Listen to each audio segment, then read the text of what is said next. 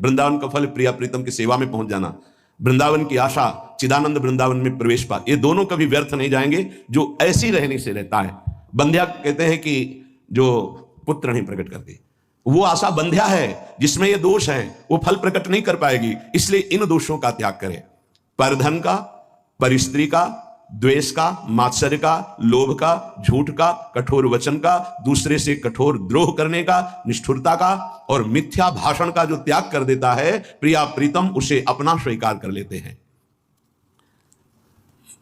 निर्मर्यादाश्चर्य कारुण्य पूर्णो राधा कृष्णो पश्यतश्चेत् कदाचित्। राधा कृष्णौ पश्यतश्चेत् कदाचित् यः कोऽप्यस्मिन् यादृशास्तादृशो वा देहस्यान्ते प्राप्नुयादेव सिद्धिम। देख लो, विश्वास करो, यदि आप ऐसे चलोगे तो आपके ऊपर दोनों की दृष्टि हो जाएगी। राधा कृष्णौ पश्यतश्चेत् कदाचित्, किसी समय वो आपको देख लेंगे, उनके महल में रह रहे हो, पक्का विश्वास करो। ये तो यहां तो कहा जा रहा है कदाचित किसी समय देख लेंगे। अपने को रोज देखते हैं, हम ही को नहीं, आप सबको देखते हैं, क्योंकि आप नहीं देख रहे, जब देखते हैं तो पता चलता है वो किस किस को देख रहे हैं। वो सब आप शरणागत हैं, आप सबको देखते हैं। कदा वा खेलंतो ब्रजनगर वीथीषु हृदयम हरंतो श्री राधिका मधुपति कुमारो सुकृतिना। जो हमारे नवल किशोर युगल सरकार हैं, खेलते खेलते कभी देख लेंगे और आपके चित्त का अपहरण कर लेंगे। कदावा खेलंतो ब्रजनगर वीथीषु हृदयम हरंतो श्री राधा मधुपति कुमारो सुकृतिना। अकस्मात किसी दिन दृष्टि पड़ेगी हमारे सरकार की और आपके चित्त को चुरा के निहाल कर देंगे। इस देश में रहने का यही फल मिलता है। कदावा खेलंतो, कभी खेलते खेलते युगल सरकार, ये मेरा शरणागत है, राधा राधा पुकारता रहता है, देख लिया, निहाल कर देंगे। निर्मर्याद कारुण्य पूर्ण, कोई सीमा नहीं जिनकी करुणा की, उस करुणा से पूरित होकर राधा कृष्णों पश्यतश्चेत् कदाचित्, उसे राधा कृष्ण देख लेते हैं। किसको? जो वृंदावन का आश्रय लेकर ऐसी रहनी जो पीछे बताई गई, या वृंदावन का वास करके ऐसी रहनी से जो है हमारे प्रिया प्रीतम उससे देख लेते। अब कह रहे चाहे वो कैसा कोई भी क्यों न हो, वो देह त्याग कर प्रिया प्रीतम की सेवा में पहुंचेगा पक्का। देहस्यांते प्राप्नुयादेव सिद्धिम, वो इस परम सिद्धि को प्राप्त हो जाएगा कि प्रिया प्रीतम के समीप पहुंच जाएगा। या कोप्यस्मिन, कोई भी हो, याद शास्ता दृशोवा, वो कैसा भी हो, अगर इस रहनी से वृंदावन का आश्रय ले लिया, वृंदावन की आशा कर ली है, वृंदावन का वास कर रहा है, तो एक दिन प्रिया प्रीतम देख लेंगे, पक्का देख लेंगे। विश्वास करो, जो लिखा है हरिवंश महाप्रभु भी श्रीमद् राधा सुधा निधि में वही, और हृदय भी वही साक्षी है इस बात का कि वो देख लेते हैं। और वो जब देख लेते हैं तो फिर निहाल हो जाता है जी, एक अलवेली मस्ती आती है उसके हृदय में। इसलिए बहुत महिमामयी बात कह रहे हैं कि अभी तक तो हमने तुमसे कहा कि धर्म कर लो, आज कहता हूं अधर्म कर लो। श्रीपाद बड़ी गूढ़ भाषा में कह रहे हैं, कुरु शकलम धर्मम मुंच सर्वत स्वधर्म त्यज गुरुमपि वृंदारण्य वासानुरोधात। आज मैं तुमसे कहता हूं कि एक अधर्म कर लो तुम। क्या धर्म? बोले मुंच सर्व स्वधर्म, सब धर्मों का त्याग कर दो या धर्म कर लो। विनोद की भाषा में कह रहे कि किसी को लगता हो कि मैं अपने कुल धर्म का त्याग करूंगा, अपने किसी का मैं पति हूं, किसी का पुत्र हूं, किसी का मैं पिता हूं, किसी का भाई हूं, तो हम भाई होने का क्या धर्म है, पति होने का क्या धर्म है, पुत्र होने का क्या धर्म है, पिता होने का क्या धर्म है, और मैं अमुक वर्ण का हूं, उसका धर्म क्या है, बड़ा बड़ा। तो कह रहे हैं आज मैं कह रहा हूं कुरु सकल अधर्मम, आज ये सब अधर्म कर डालो। आगे वर्णन कर रहे हैं क्या धर्म? बोले यद्यपि अपना स्वधर्म पालन करना बड़ी महिमा में है, लेकिन मैं कह रहा हूं स्वधर्मम त्यज, छोड़ अपने धर्म को। अरे बोले भगवान तो कह रहे हैं स्वधर्मो निधनो श्रेय पर धर्मो भयावह, तो वही भगवान आगे कह रहे हैं सर्वधर्मान परित्यज्य, वही श्रीपाद कह रहे। बहुत गूढ़ भाषा संतों की होती है। कह रहे कुरु सकल धर्मम, ये जितनी मैं कह रहा हूं ये सब अधर्म कर डालो। क्या? बोले सर्व स्वधर्म त्यज, अपने स्वधर्म का त्याग कर दो। फिर क्या करो?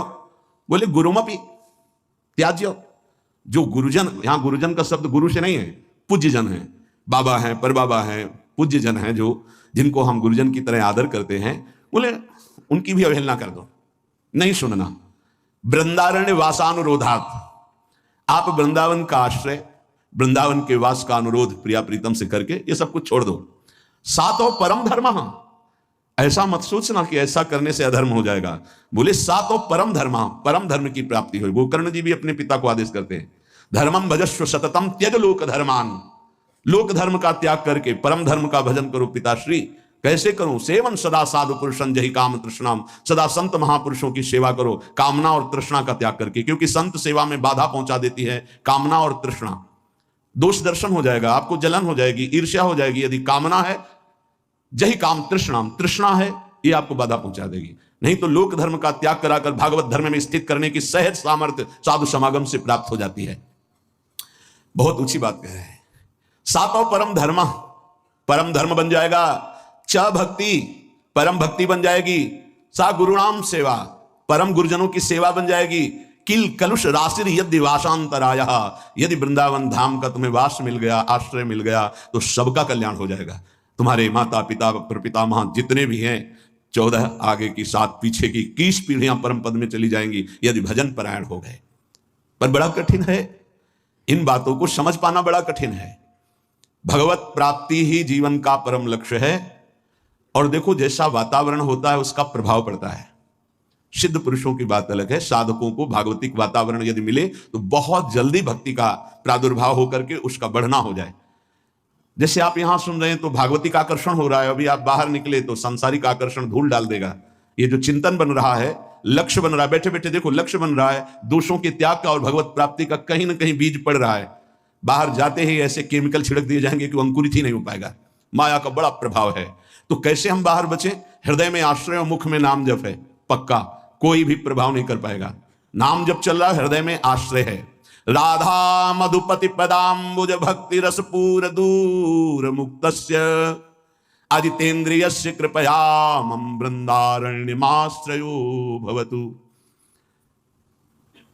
ना तो किसी प्रेमी का संग हुआ और ना इंद्रियों पर विजय प्राप्त की, तो क्या भजन बनेगा? बोले हम तुम्हें उपाय बता रहे हैं, यदि तुम वृंदावन आ गए तो दोनों बातें हो जाएंगी।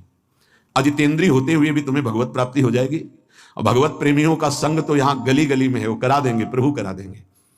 राधा मधुपति पदाम्बुज भक्ति पक्का जागृत हो जाती है।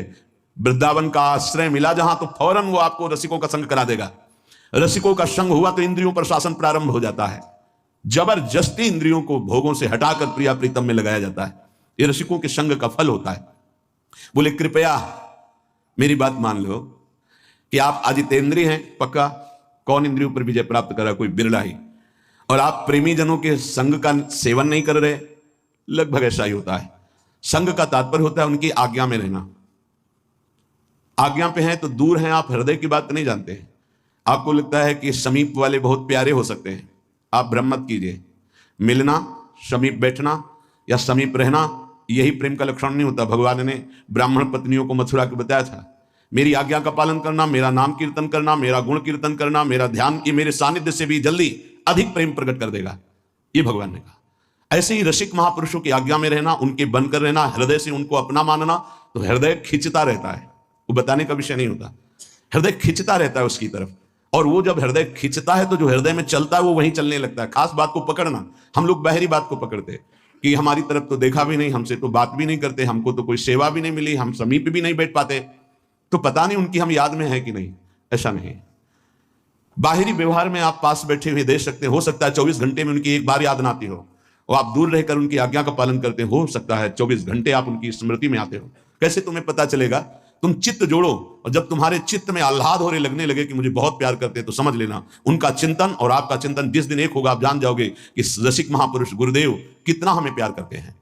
सच्ची मानना। तुम्हें कैसे बताए? प्यार हृदय का विषय होता है, बाहरी व्यवहार का विषय नहीं होता है। इसलिए कह रहे हैं कि अगर रसिक जनों से आप दूर हैं, आप अजितेंद्रिय भी हैं, तो आप चिंता ना करें, आप शरणागत हैं, आप आश्रित हैं। राधा मधुपति पदाम्बुज भक्ति रस पूर्ण, आपका हृदय प्रिया प्रीतम के प्रेम रस से पूर्ण हो जाएगा।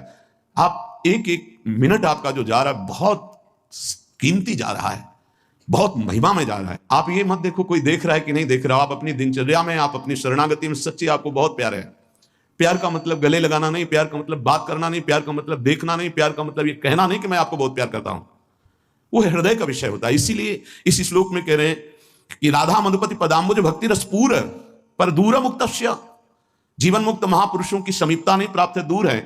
अजितेंद्रियस्य, वो अजितेंद्रिय भी है पर कृपया उसके ऊपर कृपा बरसेगी, वो आश्रित है, वो शरणागत है।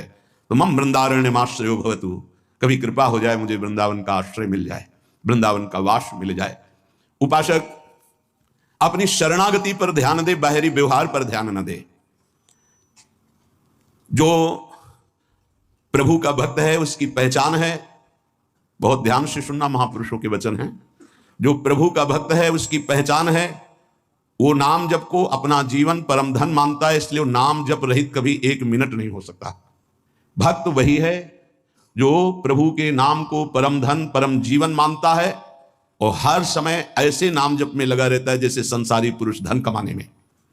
जो जितना भगवान नाम का संग्रह कर लेगा वो उतना ही उच्च भावना वाला बन जाएगा। भक्ति से क्या मिलता है जानते हो? भाव की ऊंचाई। बाजार में वस्तु का अगर भाव ना हो तो सड़ती रहती है, ऐसे ही भक्ति से भाव प्रकट होता है। भावहीन पुरुष सड़ता रहता है, नरकों में दुर्गति होती रहती है। अगर मनुष्य शरीर में भी है वो विविध प्रकार की दुर्वासनाओं से सड़ता रहता है, जलता रहता है। और भक्त भावोत्सवेन भजताम रस कामधेनु, भाव में डूबा आनंद मगन रहता है। ये भाव कहां से आता है? जितना नाम रूपी धन एकत्रित करोगे उतना ही महंगा भाव आपके अंदर आ जाएगा। बोले ये तो प्रिया प्रीतम की लीला में डूबे रहते हैं, भाव कहां पहुंचा दिया? अभी कहां है? काम भाव, क्रोध भाव, लोभ भाव, अभी तुम्हारा भाव गिर गया। भाव उठाओ तो बोले कहां है? बोले प्रिया प्रीतम के भाव में। बोले ये कहां है? बोले काम भाव में, क्रोध भाव में, लोभ भाव में। भाव ही सब कुछ है। भगवान को पुकार करके साक्षात सामने प्रकट करने की सामर्थ्य भाव में ही है। भाव पूरित टेर ही करती मुझे लाचार है, भाव बिन सुनी पुकारे मैं कभी सुनता नहीं। बात ध्यान करो, भाव सारा। और ये भाव कहां से आता है? पूज्य उड़िया बाबा कह रहे जो भक्त जितना अधिक नाम जप कर लेता है उतना ही बढ़िया भाव उसका बन जाता है। जो नाम कीर्तन पर विश्वास करता है कि नाम कीर्तन कर रहा हूं तो मेरे प्रभु यहीं बैठे सुन रहे हैं, भक्त का सदैव ऐसा भाव रहता है। मैं पद गायन कर रहा हूं, मेरी प्रियालाल मुस्कुरा रहे हैं, वो सुन रहे हैं। बाणी श्री ध्रुवदास जी की सुन जोरी मुस्कात। अगर तुम्हें भाव नहीं आ रहा तो आचार्यों ने लिखा है कि जब 42 लीला गाई जाती है तो जोरी प्रिया प्रीतम परस्पर देखकर मुस्कुराते हैं और गायन और श्रवण करने वाले उपासकों पर कृपा करते हैं। जो सांसारिक पुस्तकों को, समाचार पत्र को और विलासिता भरी काम भरी बातों जिसमें लिखी हुई ऐसी पुस्तिकाओं को जो पढ़ते हैं वो कभी भक्त नहीं बन सकते। तो बाबा के समय मोबाइल नहीं चला था 60-70 वर्ष पहले, ये तो 35 वर्ष बहुत हुए होंगे, नहीं मोबाइल को भी लिख देते, क्योंकि उस समय पत्रिका ही गंदी बातों की लिखा पढ़ी वाली बातें पढ़ी। अब तो मोबाइल वाली बातें हैं। वो भक्त नहीं हो सकता जो गंदी बातें देखता है। नहीं, आपको तो अपनी वृत्ति पवित्र करनी, बचानी है। बहुत सावधानी की जरूरत है। एक छोटा सा बच्चा 13 वर्ष का एकांतिक में, बहुत सुलझा व्यक्तित्व, अवस्था 13 वर्ष की, व्यक्तित्व बहुत सुलझा। जब वो अपने संयम की बात तो हम कहा भाई मोबाइल तो नहीं रखते, उनका लैपटॉप रखते। तो उनका उसमें भी वही गलती होती है क्या? क्योंकि कभी हमने तो बोले हाँ सर्च करके वैसे किया जा सकता है। तो उनका फिर तो गलती होने की संभावना है। बोले हो चुकी गलती, आप संभाल लो। छोटे छोटे बच्चों में गलती कराने की सामर्थ्य इस मोबाइल लैपटॉप में है। विश्वास कीजिए बहुत बढ़िया समय है, निकल चलो। ये माया फंसाने के लिए सब सूत्र फेंकेगी, आपको फंसना नहीं है। कोई सुख नहीं, केवल जलन, केवल अशांति, केवल समय नष्ट होना। भक्त वही है जिसको भगवान से भी अधिक संत महात्मा प्यारे लगे। सातों सम मुहिमे जग देखा, भगवान श्री राम कह रहे हैं सबरी जी के सामने, सातों सम मुहिमे जग देखा मोते अधिक संत। पूज्य बाबा कह रहे हैं भक्त वही जिसे संत भक्त महात्मा भगवान से भी बढ़कर प्यारे लगे। आज राम जी के प्यारे हमें मिल गए, आज श्याम जी के प्यारे में, आज प्रियाजू के प्यारे मिल गए। वैकुंठ प्रिय दर्शना दुर्लभो मानुषो देहो देहि नाम क्षण भंगु रहा तत्रापि दुर्लभम मन्येत वैकुंठ प्रिय दर्शनम। आहा, भगवान के प्यारों के दर्शन प्राप्त होना। भक्त वही है जिसकी जिह्वा हर समय नाम जप में लगी रहती है और बातों के लिए वो मूक हो गई है। नारायण हरि भजन में पांचों न सुहाग, जो सच्चाई से मार्ग में चल रहा है उसको अच्छा ही नहीं लगता। विषय भोग, निद्रा, हंसी, जगत प्रीति, बहु बात नहीं अच्छा लगता। भक्त वही है जो अपने चित्त को सुरक्षित रखता है। लोग और सब बाहरी वस्तुओं को सुरक्षित रखने की चेष्टा करते हैं पर चित्त को गंदा कर देते हैं। गंदा चित्त, गलत चिंतन। भक्त बाहरी वस्तुओं की सुरक्षा हो, चाहे आग लग जाए, लेकिन चित्त में सुरक्षा में कोई फर्क ना पड़े। चित्त हमारा चित्तचूर के चिंतन में लगा रहे। जहां तक बन सके अपने चित्त को बचाने की कोशिश करो। साधक अपने चित्त को सुरक्षित रहता है, अपने चिंतन को सुरक्षित रखता है। वही साधक है जो चिंतन को सुरक्षित रखे। और कोई परवाह नहीं सुरक्षा रहे या ना रहे, चित्त सुरक्षित है तो निरंतर चिंतन का प्रभाव भगवत साक्षात्कार करा देगा। भक्त वही है जो प्रभु से केवल प्रभु को मांगता है। ध्यान दीजिए, भक्त वही है जो प्रभु से केवल प्रभु मांगता है कि आप चाहिए आप, हमें और कुछ नहीं चाहिए, बस आप मेरे हैं, मैं ऐसा मस्त रहूं, बस ये हमें चाहिए और कुछ नहीं। आपसे आप चाहिए, बस आपसे आपकी माया का कुछ नहीं चाहिए, आप चाहिए। भक्त वही है जो भारी विपत्ति काल में किसी भी व्यक्ति का सहारा ना लेकर इष्ट के भरोसे रहता है। ये बहुत कठिन बात है। जब आपके अंदर कोई समस्या जागृत होती, विपत्ति जागृत होती, तो आपका मन कहां जाता है? प्रियाजू पे या किसी व्यक्ति, किसी सलाहकार मित्र, यार हम बहुत समस्या में हैं, बहुत हमारा मन अशांत है। नहीं कहना। प्रभु की छवि लो और छाती से लगा के उनसे बात करो, हमारा चित्त बहुत अशांत है, प्यारे आप संभाल लो। या बाहरी कोई विपत्ति है तो आप बात करके देखो ना कभी, पर भाव नहीं है तो बताया नहीं, फिर वो भाव बिन सुनी पुकारे मैं कभी सुनता नहीं। इसीलिए नाम जब से भाव का जागरण होता है। भाव से यदि पुकारे तो हमने सेकंड में परिवर्तन होते हुए देखा। 1 सेकंड में परिस्थिति का परिवर्तन, 1 सेकंड में। भारी से भारी समस्या का समाधान जो ही प्रभु से प्रार्थना, उसका तत्काल परिणाम देखा है।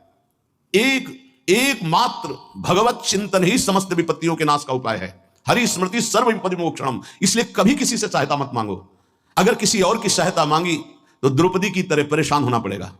आखिरी में द्रौपदी जी ने ठीक जगह सहायता मांगी, हा गोविंद द्वारिका वासिन, तो यहां से वस्त्र हटा नहीं पाया 10,000 हाथियों का बल रखने वाला दुशासन।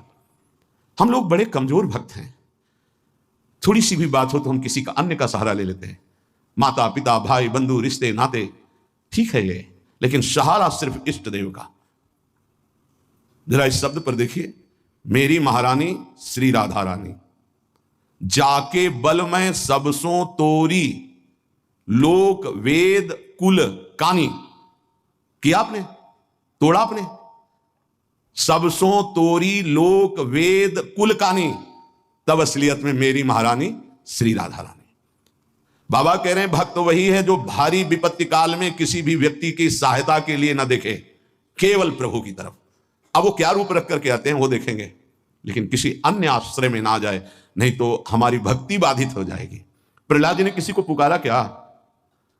किसी भक्त के जीवन में देखो, किसी के पास गए क्या हाथ जोड़ के कि जमींदार या बादशाह या किसी, या आप हमारा सहयोग कर दो?